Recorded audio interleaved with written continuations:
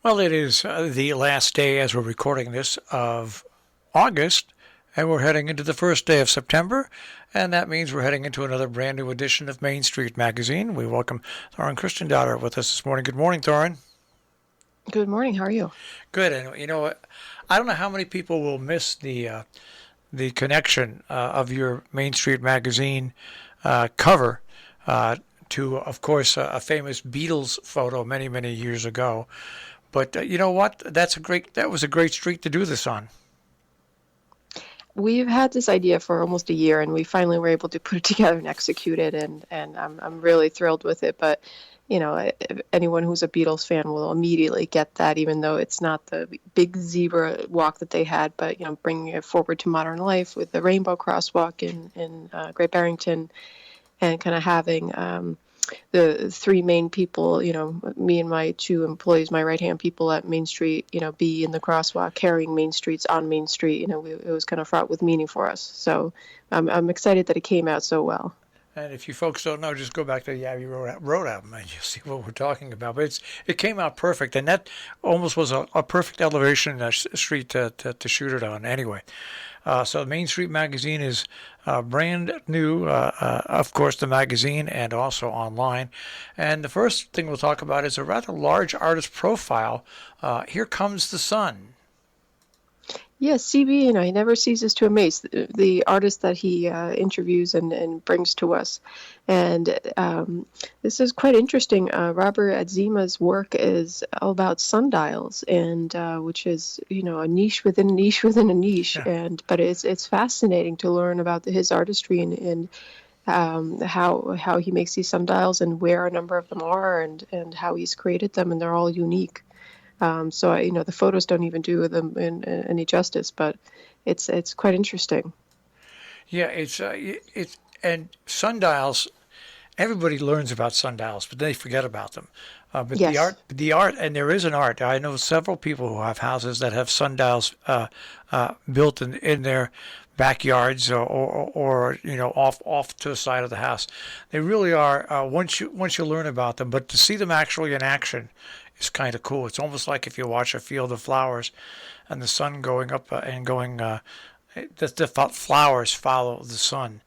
It's a great article and a large article. The next article under that is about keeping the land, Tamarack. This is our monthly business feature by Christine, entrepreneur feature, whichever you prefer. And she interviewed Tim I hope I pronounced this correctly, Bontico of Tamarack Preserve in Amenia. And she talked to him all about how the preserve came to be and where it is today and the effects of it, and even how, the saying we're sick and tired of how COVID affected it. But how that business came to be and how it's run, and the members and the facilities, and I mean, I drive by there twice a day, so I was fascinated to they do this and they do that there, and that's interesting how they manage this part of it. So I hope people find it interesting, and especially if they're into some of the things that they offer there, certainly they'll find it even more interesting. You've got a story that's really interesting because when I was growing up, and there were lots of local businesses. Those local businesses were in homes. They happened to be in Right. towns, and people say, well, how did people make it in business years ago? Well, because they owned the property, they lived above it, and they were able to send their kids to college and everything. You've got a great story here, which is called "You Get Everything: Buying and Selling a Business with Real Estate," and this is really a great story. I'll certainly be sure to pass it on to Christine, but this is her monthly real estate feature. We had the idea because Leslie Farhangi from Three Meadows and a Pony Vodka called me and said she's trying to sell her business, and so she was looking for input and if I knew of anyone and how to kind of proposition that I put that out there.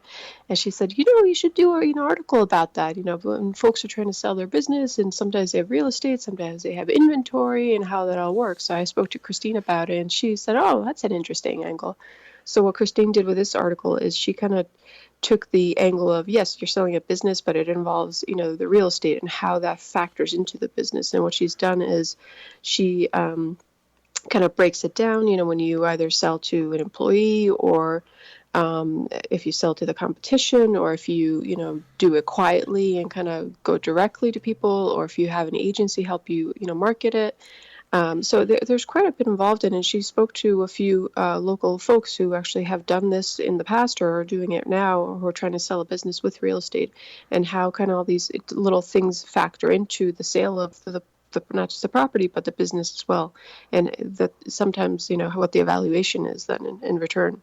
Well, they're two totally different things. When you sell a business, you're selling basically a list of people that come to you and the wares that you have on hand and stuff like that.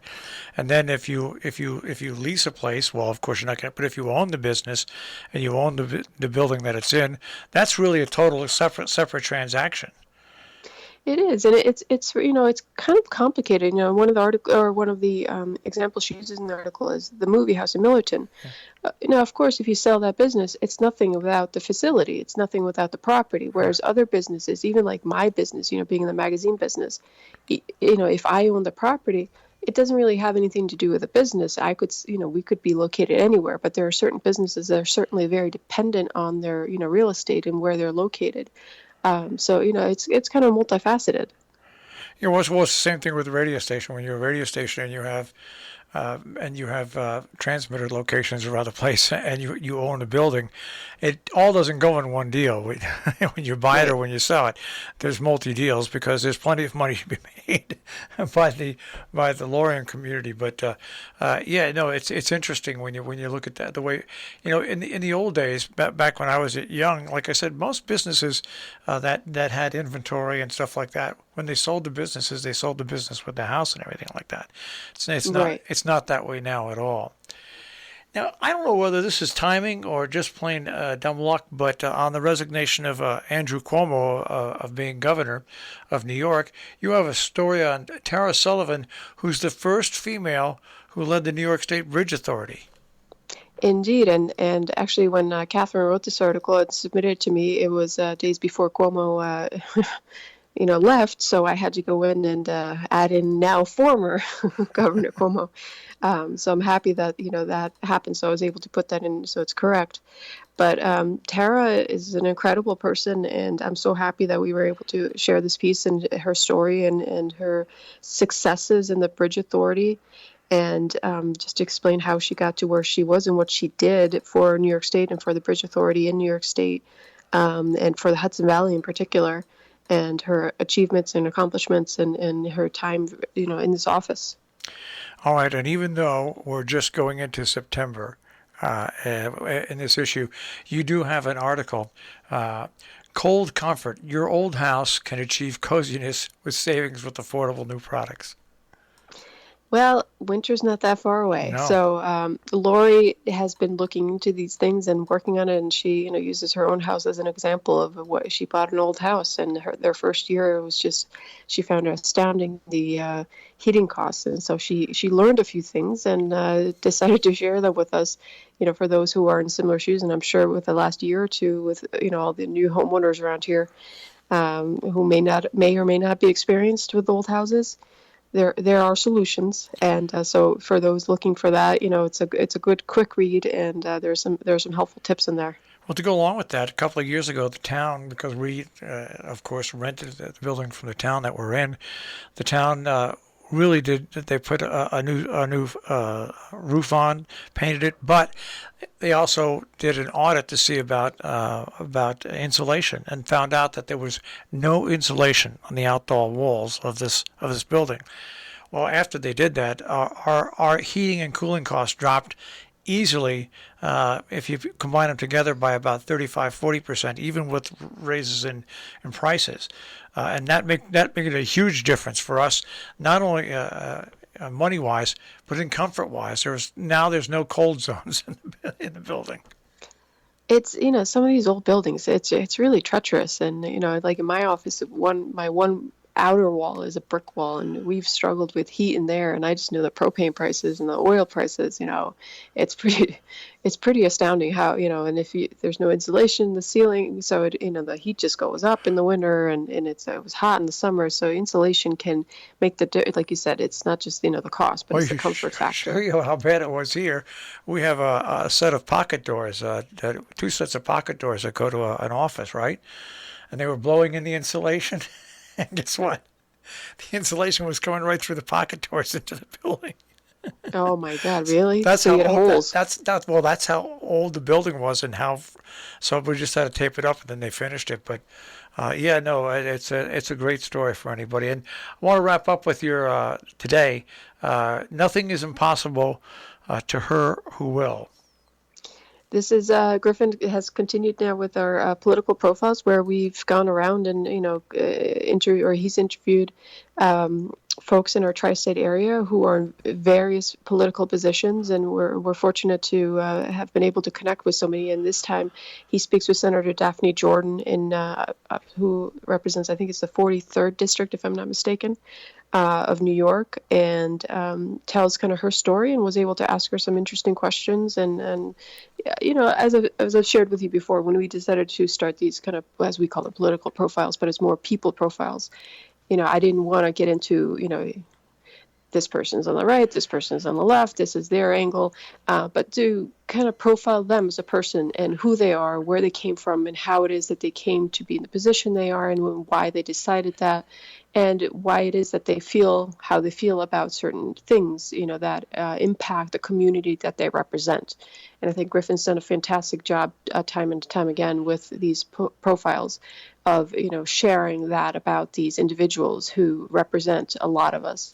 And I hope that helps, when it comes election time, that people know them a little better. Well, I think when they look at this, they realize you're not looking at these people as a Republican, a Democrat, an independent, liberal, or conservative.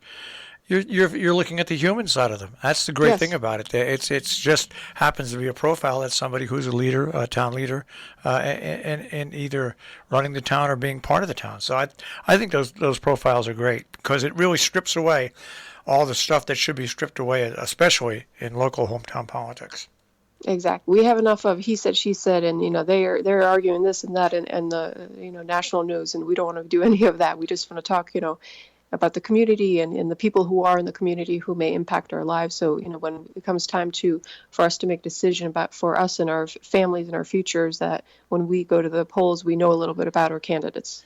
All right, that's Main Street Magazine on your newsstands out there, wherever you get it for free, but also their companion, mainstreetmag.com. Thorne, we'll speak to you again next week. Sounds good. And the magazine just arrived yesterday, so give us a day or two to finish all our deliveries. Okay. Take care, Thorne. You too. Bye-bye. Main Street Magazine here on Robin Hood Radio. You can find Main Street Magazine once again on the web, mainstreetmag.com. And you can find this on our on-demand page, robinhoodradio.com. Click on On Demand. Click on Main Street Magazine.